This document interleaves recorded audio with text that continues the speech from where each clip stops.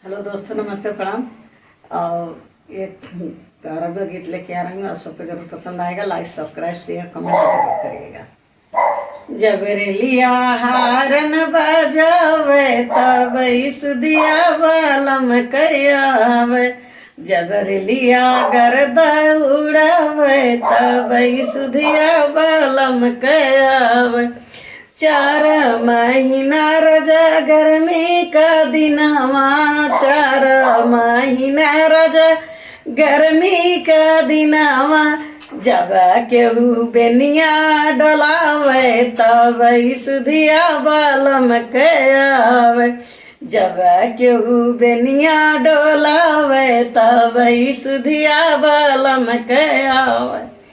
जब रेलिया हारन बजावे तब सुधिया बालम कयावे। 4 महीना रजा बरखा का दिनवा, 4 महीना रजा बरखा का दिनवा। जब केहू मड़ई छवावे तब सुधिया बालम कयावे।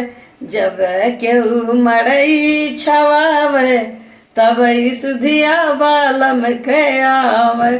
जब रेलिया हारन बजावे तब सुधिया बालम कयावे।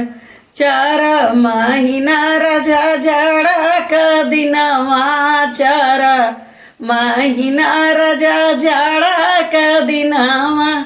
जब केहू रजैया ओढ़ावे, जब केहू रजैया ओढ़ावे तब सुधिया बालम कयावे।